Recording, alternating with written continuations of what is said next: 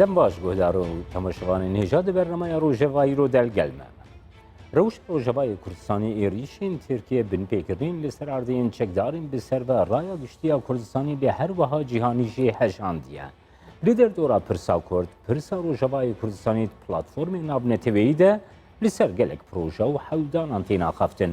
هەردووهی پرۆژەی ئالمانیا لە جبینە هەپەیمانیانە هات و هاتگرتنا دەست نەتوێت یەکگرتی دلگرانیên xwe biriya sekreterê xwe yê giştî anî ziman. Karwanek serbaziya berçav îro vegeriya Rojavayê Kurdistanê Rûsya bengewaza vekşandinê li Hesedê kir naxwe dê nekeve navbeyna wan û Tirkiyeyê. Erdoğan îro got Amerîka sozên xwe bi cih nayîne. Ev bûyerên giring wêneyek çawa ji bo Rojavayê Kurdistanê radixin berçavan. Enekese di nav çi hewdanan de ye. Nêzîkahiyek li gel rêveberiya xwezer dikare li ser erdê rû bide. Van mijarên giring ên Rojava Kurdistanê em dilgel berpirsê Komîteya Pêwendiyên Derveyên Cumena Niştimaniya Kurdî Sûriyê enekese Kamîran Haco ji stûdya me ya navendî bigirin dest û binirxînin. Silavke Kamîran. Ke Kamîran em ji daxuyaniyên Erdoğan dest pê bikin. Her îro Serokkomarê Tirkiye dest nîşan kir ku Amerîka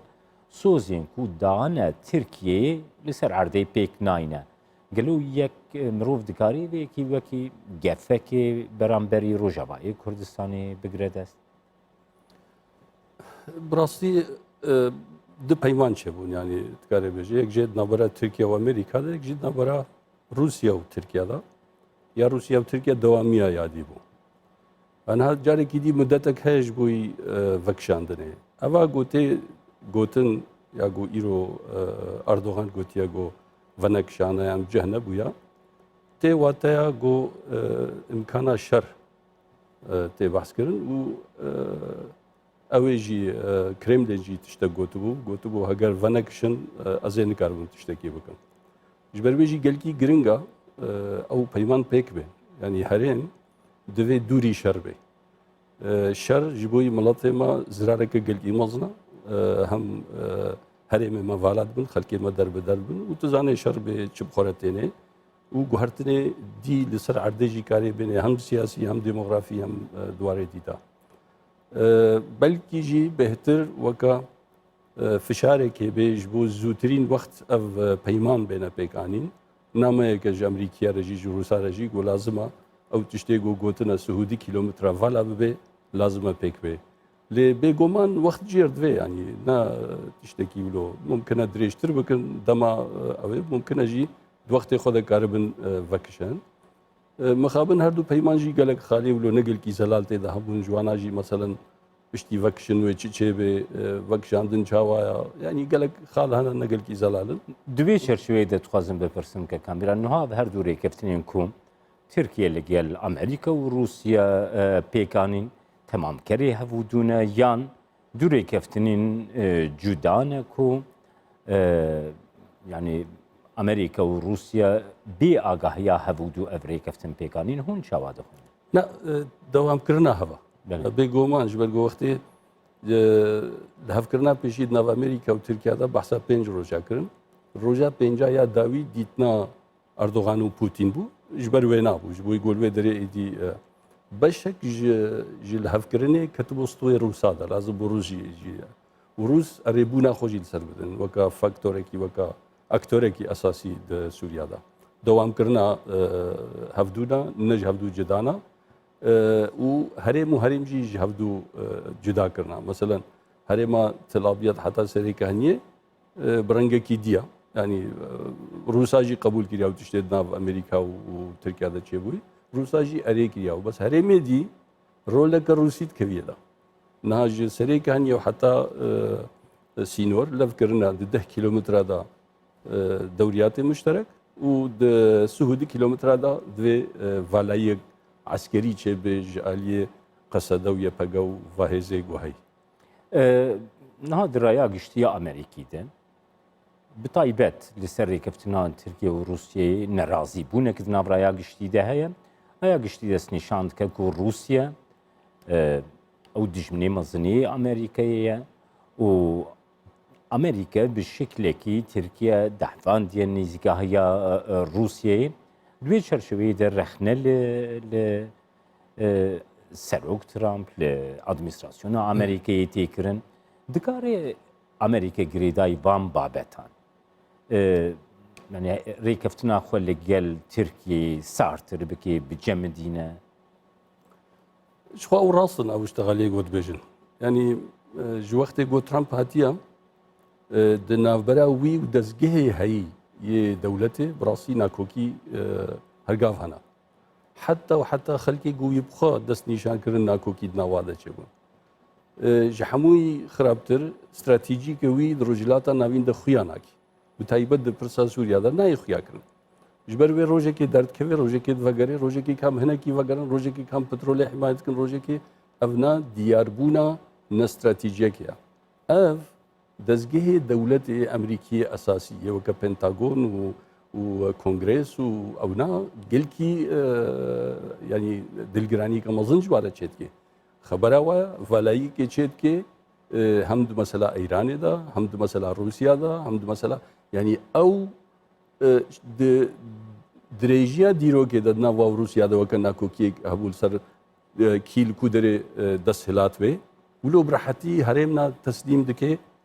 افنا نبدل خلككي جو دولتا امريكي دمشن لي رئيسه دسلات تي في هنا وافا قلت قلتي وي دوام بكي دناواد تخمينا وي او ناكوكي دوام بكن لي وي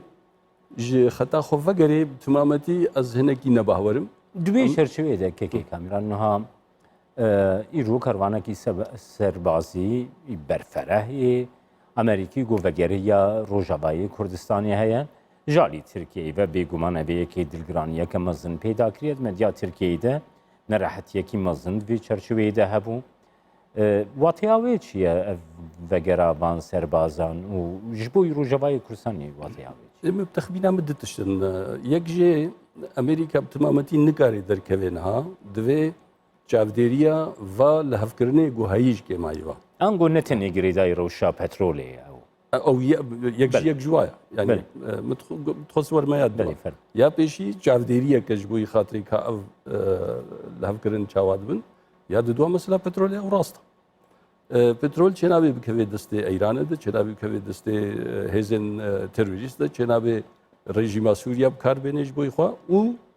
دەوێت پترۆلجی ببێ وەکە بێ ژێدەرێکی دراویش بووی شەڕێ ئەرهاب و تێرۆروانە ئەو هەردوو تشتن هەگەرمان بێگۆمان وێ باندۆرا خۆل پرسا کوردیژیکێ و تدبینێ ئەو چەند جارە ترامپ ئەوێت کێ دبێژێ هەگەر ئێریشێک هاتەکردن li derveyî wa tiştê melev kirî derbe derbûneke miletê Kurd Sûriya çêbûyî em ê bi tundî carekî dî bersivê bidin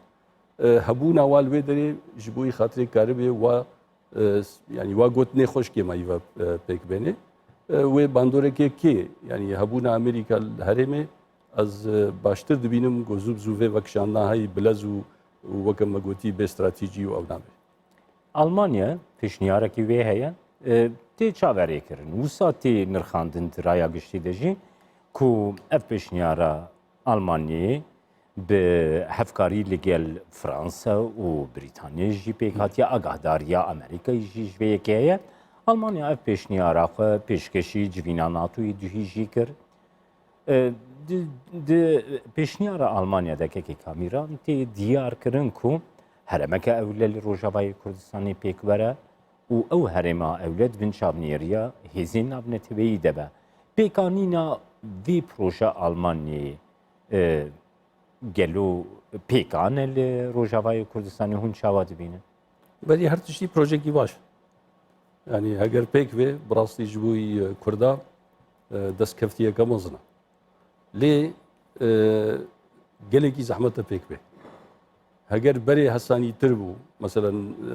herêmeke bin destê Emerîkiya wa de bû, ew xwe jî Alman heta derecekê li wir bûn, Frensî li wir bûn, İngilîz li wir bûn, pêkanîna wê hesanîtir bû wî wextî da. Heger nebûne jî weke de facto karîbûn bikin. Yani ne biryareke navnetewî standivana, ji ber ji bo herêmeke wilo biryareke navnetewî lazim e. Biryara navnetewî han hat vê kêliyê de ez zehmet dibînim piştî rêkeftina Rusya û Tirkiye ji ber çi روسیا یک ئارمانجێ وێنا سووریا هەمووی ڤەگەرێنێ بندەستی ڕێژیمێ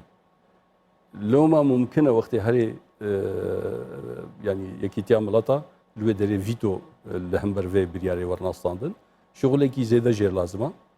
پێویستان بخۆشی لەسەر بخەبتن ji بۆیی ژبەر تشتێکی باشە هەرێمەکە بۆی کووردا وەرێ چارەسەرکردن ینی پێشە ڕۆژا کووردا گشتی تامین دەبێت ev di sihavan nirxandinên gotekirî dekekê kamîranewtê wê wateyê ku Rûsya dixwaze Rojavan, welatên Rojavan her wiha Amerîkayê jî ji ser erda Sûriyeyê bi rêkeftina xwe li gel Tirkiyeyê nêzîkahiya xwe li gel rejîmê her wiha danûstandinên xwe li gel Hesyê de jî wan dûr bixe ew bixwe xwedî biryar be li ser erda Sûriyê û Rojavayê Kurdistanê. ئەرێ وەکەم گوتی ینی ئەم دەزانن استراتیجیا رووسیا ئەوە لێ دوێ پەیمانە گوت ناو رووسا و ترکا دەچێبووی گوتنەکە پوتین هەبوو و نەبەلاش هات گوت دوێ کورد پشتگوه نەبن مەژی gelek جارە دانوستاندن بوارەکردنا ناما جەنابێ سەرۆک بەری جوینێ برۆژێکی ڕێکردی مە بخۆشی وەکە ئەنجومەنێ هەم نامەکی سەرۆکی رووسیاە هەمژی وزارەتە دەربەرە چەند تشتن هەبوون جواناژی مەسەلا مافێ کووردا بوو احتیمالەکە رووسیا کاربێ ڕۆلێکی بلەیزێ ji بۆی مافێ کووردا دوێ هەرێمێدا ئەو ماف چ قاسا بڕاستی ئەم نزانن ئەم لەبەرن نێزیک بەوا ببینن ji ber ئەو tiştê مەجوارێکیان دی birya قۆنسۆلیا vê derê spasiya mekirin gotin tiştê baş bûn em ê li ser rawestin wekem gotî mafê Kurda têdawa û bi texmîna min wê êdî wê na aktorekî tenê bê di pirsa Kurdî de êdî yanî ev dema çûyî ihtikara siyasî gohêzekî dikir û em gihandine vêna ez bawer dikim ji xwe ew têk diçe dimênên Kurd bi giştî belkî tiştek li ser vê astê werê kirin em çaverêneka mecden em karin çi Axiftina Erdogan ya her îro kirî kekê Kamîran ku metirsiyekî mezin jî li Rojavayê Kurdistanê li wê projeyê tê temaşe kirin Erdogan dibêje divê herêma ewlede ê ku em ê kontrol bikin em dê penaberên ji Sûriyê li wê derê bicih bikin em ê jêrxaneyekê ji bo wana pêk bînin ger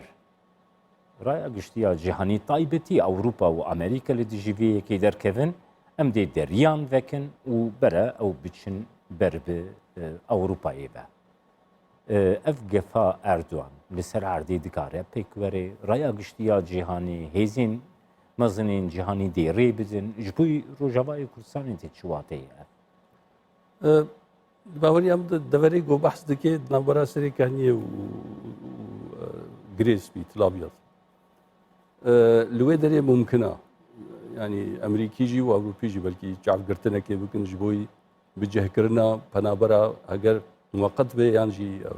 ئەم بخوا خراپ دبینن و ئەم نابینن تشتێکی باشە وەکە ئەنجومەن گوهرتنەکە دیموگرافی گەرەکە لێ دێ چێ نەبێ ینی ئەو ئانینا پەنابەر غەم ناکێ پەنابەر موقت وەرنەوێ دەرێ خەلکێکی سووری نەعەردا سووریە ئەونا مرۆڤ کارێ گشتی وەرێ فێمکردن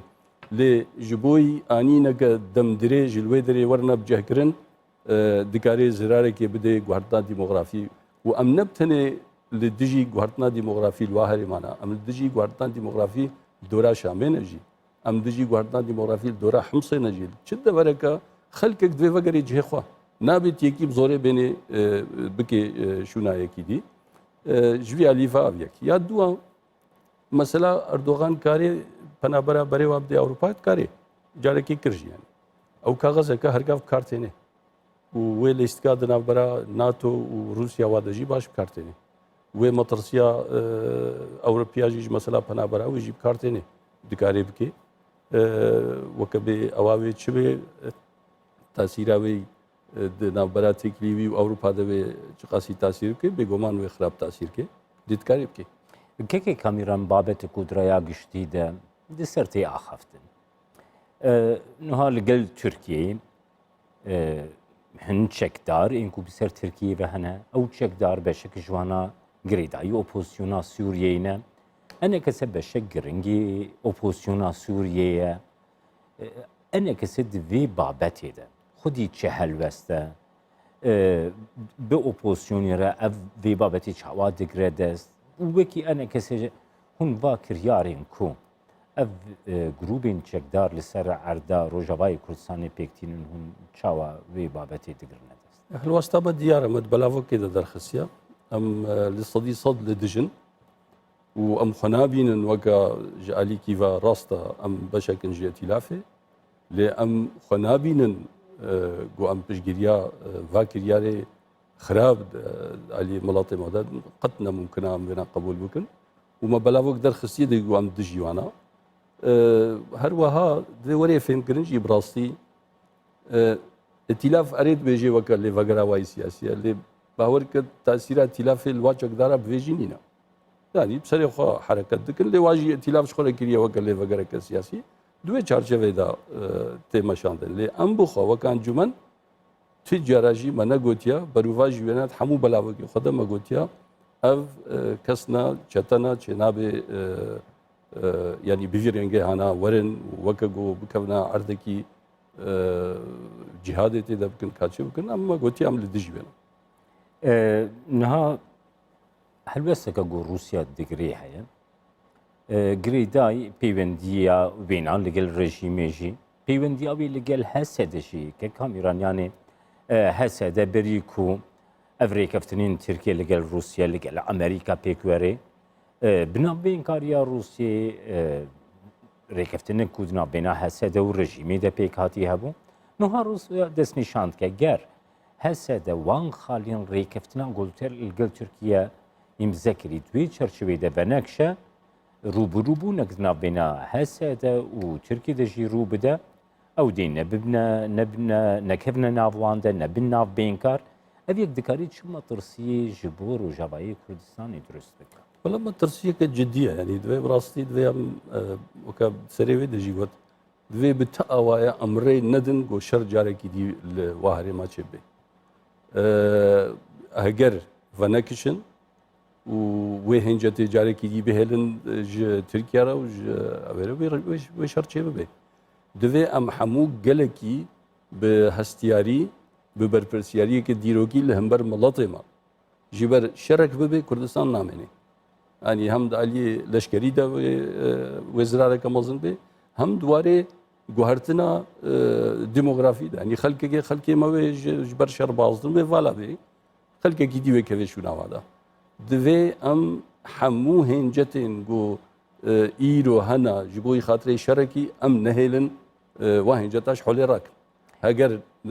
wala PKK li wir e divê PKK li wir nemêne. Heger wala îdeolojiyeka taybet li wê de divê nemêne. Heger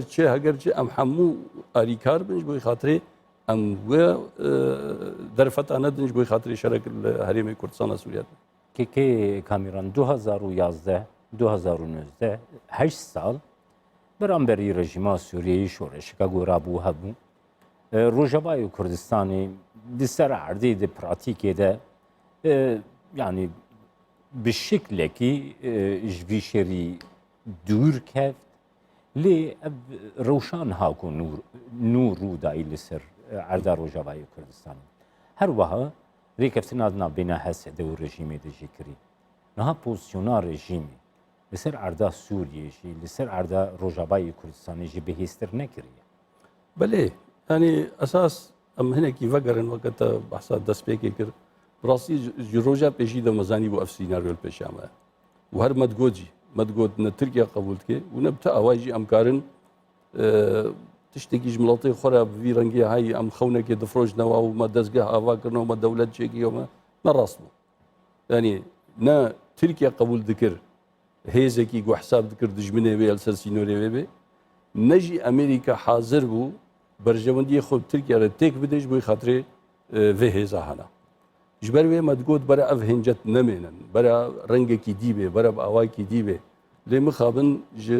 2012 got hatin herêm kirine destê xwe da ji hingî û heta niha dikarê bêje monopola siyasî hebû. Yani ji xêrî wa pêva wa biryar distan wa digot em eminiyê weke bê nûnerê miletê Kurd û emin heta em gihandina got 11,000 xortê me şehîd ketine bê ittifaqeke siyasî û bê tiştek û em gihane vêna. Her hal divê vê cev ji wan tecrüba fêde bikin. Heger با تشت غلط کرده هم لیوگره که بکن که امریکو داره امجه وگرن جبر نها کردستان سوریا هموی لبر اوات نبونه رژیم سوریا گلو خورتر کرده سیاست راست خورتر کرد تجمع پرسه یک جوا سیاست روساجی گود حق ترکیه هیا و مافی و هیا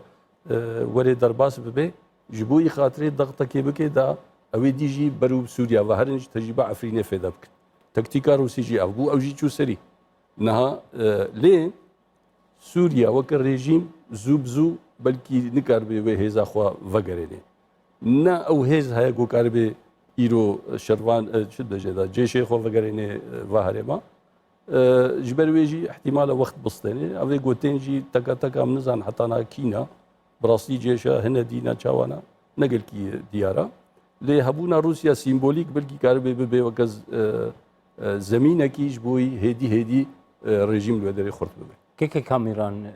رای گشتی بگومان دخوازی بزانه بکن انا كسد في روشا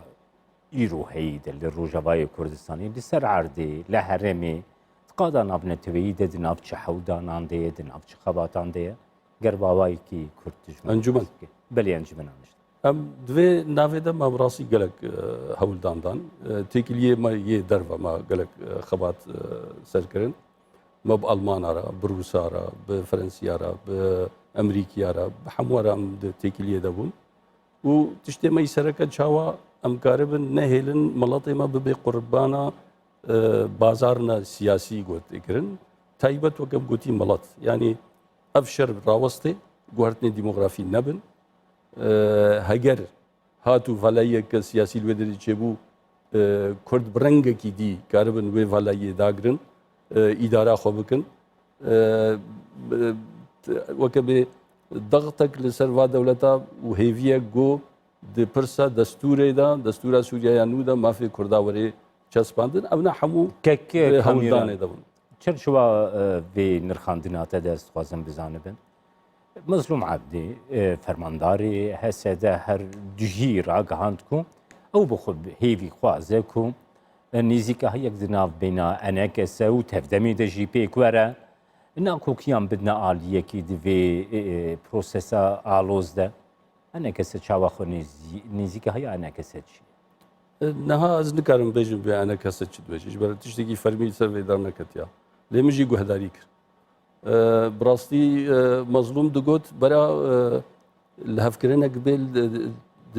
در دورا وی برخودانه یعنی جاره کی دی وقت گو ام او ناکو کیمی سیاسی وقت گو تشتکنینا و ام جاره کی دی بتنی همه پشگیر بند و مثلا گو هی نابه ولو راستا كون شو هذا بينا ام دميدن جنوفا ام براسي وكبري كلي كي جيمغوت از باورناكم ايدي نها هجر صبحي ما في كردا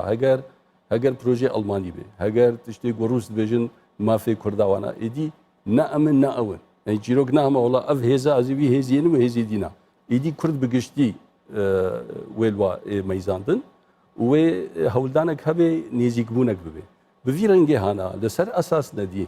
لسر اساسی شکاندنا و مونوپولا سیاسی وکم گوتی لسر اساسی شرکتی که جدی مروف کاری و اویب کی ودوی وری کرنش یعنی صبحی وقتی پیشروجا هر ما وری بحث کردن قیامه بکرا به تالی هزیل سر عردی بکی هیا و او به لی و منتالیتا کون وجاره کی دی هما تنه پشگیری و یعنی بی اوای از راست نبینم لی سر اساسی کی نوتر جاره کی دی لیوگرک وری کرن ملکو دری شاش کر ملکو او کر والکو شاش کر هر یکی او لیوگرک یب که وام بهفرال کارن تشتکیش بوی ملاتی خوب سپاس کامیران حاجو برپرسی کمیته پیوندین در وی انا کسه کت میوانی روشاو سپاس تماشاوان هجام هاتن داویا برنامه روجه و حتی برنامه یک دین روجه